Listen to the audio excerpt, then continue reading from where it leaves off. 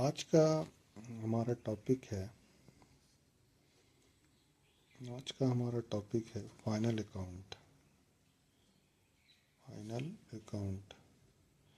जब भी हम लोग अकाउंट फाइनल करते हैं, जैसे कि हम लोग जब कॉपी में काम करते थे तो उसमें क्या था कि जनरल एंट्री बनाते थे, फिर जनरल एंट्री से लेजर बनाते थे, फिर लेजर से ट्रायल बनाते थे और फिर ट्रायल से फाइनल अकाउंट बनाते थे। ये हमने पिछले वीडियो में भी आप लोगों को बताया है। इसमें 3 चीज़ बनता था, एक ट्रेडिंग, एक पीएल और एक बैलेंस शीट। तो इसमें क्या है कि आज हम लोग ये सीखेंगे कि अकाउंट्स फाइनल कैसे होता है और ये ट्रेडिंग कैसे बनता है, पीएल कैसे बनता है, बैलेंस शीट कैसे बनता है। तो फाइनेंशियल स्टेटमेंट जो होता है या फाइनल अकाउंट जो होता है उसका डेफिनेशन क्या है। यहाँ पे हम लोग लिखते हैं डेफिनेशन ऑफ फाइनेंशियल स्टेटमेंट। तो इसका डेफिनेशन जो है, इसका डेफिनेशन होता है the financial statement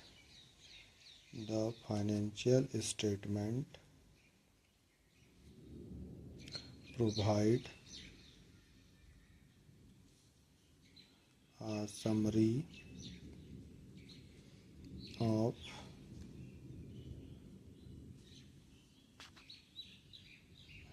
of the accounts of business transaction।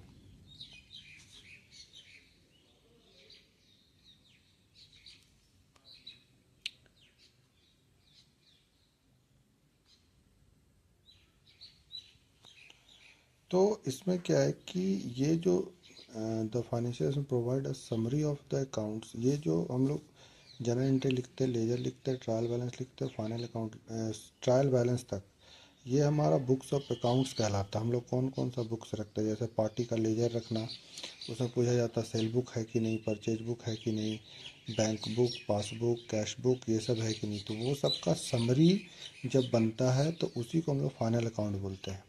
यानी इसको देख के ये समझ में आ सकता है कि बिजनेस की अभी क्या स्थिति है। तो इसको जानने के लिए सबसे पहले हम लोगों को बनाना पड़ता है ट्रेडिंग अकाउंट। सबसे पहले हम लोगों को पता होना चाहिए ट्रेडिंग अकाउंट। तो ट्रेडिंग अकाउंट का मतलब क्या होता है कि विच शो ग्रॉस प्रॉफिट और gross loss of the business entry for the given period. यानी कि एक जो पीरियड है हमारा, जो 31, हम लोग 2 तरह का ईयर होता है जो हम लोगों को आप लोगों को बताए भी थे, हम फिर से बता देते हैं। एक होता है कैलेंडर ईयर। कैलेंडर ईयर जो होता है इसमें ईयर चेंज नहीं होता। जैसे 2026 है तो 1 जनवरी को चल रहा है तो ये 31 दिसंबर को ख़त्म हो जाएगा। यानी 1 जनवरी 2026 टू 31 दिसंबर 2026 चलेगा। और एक होता है फाइनेंशियल ईयर। तो फाइनेंशियल ईयर में क्या होता है, फाइनेंशियल ईयर जो होता है इसमें 2 ईयर आता है, आपको देखने को मिलेगा। जैसे यदि 2025 और 2026, इसमें क्या है, ये 1 अप्रैल 2025 को स्टार्ट होगा तो 31 मार्च 2026 को ख़त्म होगा। ये जनरली सभी लोग यही बुक्स ऑफ अकाउंट मेंटेन करते हैं, इसी ईयर पे क्लोज करते हैं, इसी को क्लोजिंग डेट बोला जाता है। लेकिन यदि आपका एक बिजनेस स्टार्ट होता है मान लीजिए 1 सितंबर 2025, तो इसका क्लोजिंग हो जाएगा 31 अगस्त 2026। अब यहाँ पे आप लोगों को एक चीज़ और समझने का कि आप लोग ये समझेंगे कि हम पकड़ कैसे रहे हैं कि यदि ये सितंबर है तो हम फटाक से बता दे रहे हैं कि ये 31 तारीख को क्लोज होगा। यदि यहाँ पे जून है तो हम फटाक से बता दे रहे हैं कि वो उसका क्लोजिंग डेट मई होगा। तो इसमें क्या है, इसमें सीखने का चीज़ क्या है कि यहाँ पे आपको देखना है कि यदि ये सितंबर में स्टार्ट हो रहा है तो आपको पूरा काउंटिंग नहीं करना फिंगर पे, आपको क्या करना है, यहाँ पे लॉजिक लगाना है। इसमें लॉजिक क्या है कि यदि ये सितंबर में स्टार्ट हो रहा है तो इसका 1 मंथ बैक अगस्त, वो 12 महीना पूर जाएगा, 12 मंथ हो जाएगा और वही आपका एक फाइनेंशियल ईयर बन जाएगा। यदि अप्रैल में हो रहा है तो इसका 1 महीना बैक मार्च में चले जाएंगे, वो आपका फाइनेंशियल ईयर कंप्लीट हो जाएगा। यदि यहाँ पे अक्टूबर लिखा हुआ तो वो सितंबर में क्लोज होगा, यदि यहाँ पे फरवरी लिखा हुआ तो वो जनवरी में क्लोज होगा। ऐसे ही करके हम लोग 2 तरह का ईयर भी पढ़ते हैं, कैलेंडर ईयर और फाइनेंशियल ईयर। तो हम लोग यहाँ पर ट्रेडिंग अकाउंट का भी डेफिनेशन लिख लेते हैं।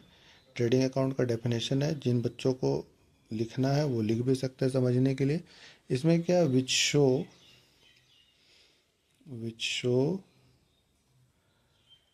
Gross profit and gross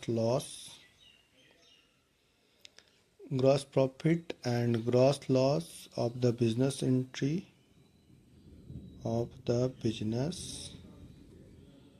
entry for a given period। इसका मतलब क्या है कि ये जो पीरियड दिया हुआ है ना, इस पीरियड में हमको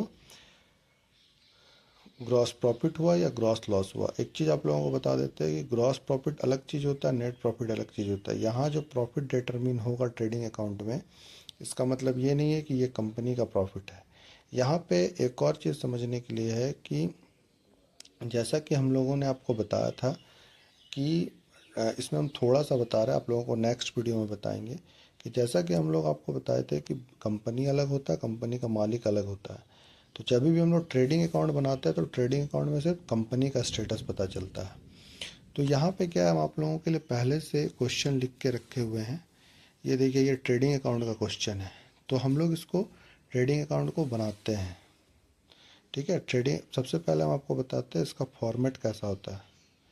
फॉर्मेट हमेशा एग्ज़ाम में आप लोग फॉर्मेट अच्छे से बनाइएगा, उसी पे नंबर आता है। फॉर्मेट सही नहीं होगा तो आप जो भी आइटम उसमें लिखेंगे, जो भी अमाउंट लिखेंगे, सब गलत हो जाएगा।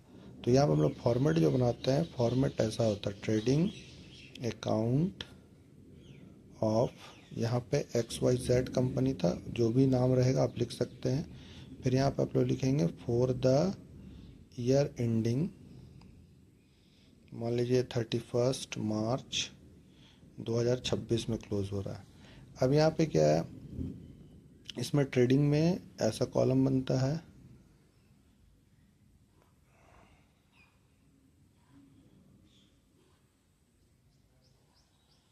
यहाँ पार्टिकुलर्स होता है, यहाँ अमाउंट होता है, यहाँ पार्टिकुलर्स होता है, यहाँ अमाउंट होता है, यहाँ डेबिट होता है, यहाँ क्रेडिट होता है, यहाँ पे टू होता है, यहाँ पे बाई होता है। अब हम एक एक क्वेश्चन को उठाएंगे और यहाँ पे पुट करेंगे। अब यहाँ पे आप देख सकते हैं कि यहाँ पे लिखा हुआ है स्टॉक 1/4/2025। इसको ओपनिंग स्टॉक भी लिख सकता है क्वेश्चन में, या यहाँ पे आप देखें कि यदि ये 31 मार्च 2026 को क्लोज हो रहा है ये बुक्स ऑफ अकाउंट, तो इसका ओपनिंग आया था 1/4/2025 को, तो यही इसका ओपनिंग स्टॉक हो जाएगा। कभी कभी यहाँ पे डेट भी लिखा हुआ रहता है और कभी कभी यहाँ पे ओपनिंग स्टॉक भी लिखा हुआ रहता है। तो हम लोग इसको लिखेंगे यहाँ पे, जब हम लोग ट्रेडिंग बनाएंगे तो हम लोग यहाँ पे लिखेंगे two opening stock. Two opening stock कितना है, 10,000, तो हम लोग यहाँ पे लिख देंगे 10,000। फिर उसके बाद मेरे पास क्या आइटम आया, टू परचेज, तो हम लोग यहाँ पे लिख देंगे टू परचेज। यहाँ पे हम लोग देख रहे हैं कि हम लोगों के पास परचेज रिटर्न भी लिखा हुआ है, इसीलिए हम लोग को इसका जो पैसा है इसको इनर कॉलम में लिखना होगा। तो हम लोग यहाँ पे लिख देंगे टू परचेज 50,000, और यहाँ पे लिख देंगे लेस परचेज रिटर्न, यहाँ पे कर देंगे लेस परचेज रिटर्न कितना है, 2,000, यहाँ पे लिख देंगे 2,000। अब यहाँ पे आउटर कॉलम में आ जाएगा 48,000, 48,000। उसके बाद है हमारे पास सेल्स, तो हम लोग इसको सेल्स इनकम है तो हम लोग यहाँ पे लिख देंगे सेल्स अकाउंट। इसका भी पैसा हम लोग इनर कॉलम में ही लिखेंगे 75,000।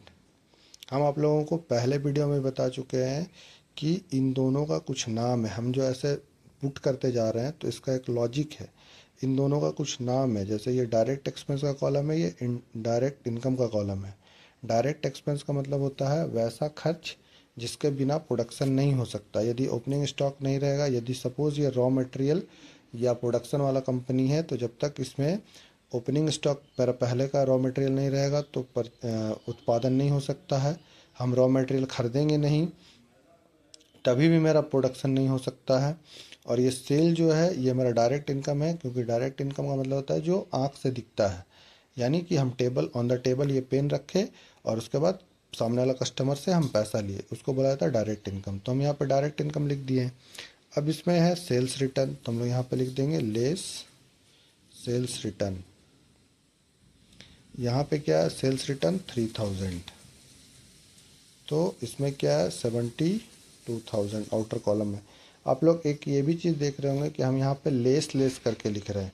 तो लेस लेस इसलिए लिख रहे हैं क्योंकि आप लोगों को पता होना चाहिए कि ये इस साइड जो डेबिट में डेबिट करते जाएंगे तो ये इस चीज़ को बढ़ाता है, और इस साइड यदि ये इनकम वाला कॉलम है तो इसमें क्रेडिट में क्रेडिट करते जाएंगे तो इस चीज़ को वो बढ़ाएगा। लेकिन यहाँ पे क्या है, ये परचेज रिटर्न और सेल्स रिटर्न ये अपोजिट डायरेक्शन है। आप लोग जब घर में ट्रेडिंग बनाएंगे तो आप लोग हमको कमेंट में बताएंगे कि क्या ऐसा सही में हुआ। यदि ये परचेज रिटर्न लेस किया हुआ तो आप इसको क्रेडिट साइड लिख दीजिए, और यदि सेल्स रिटर्न यहाँ पे लेस किया हुआ तो ये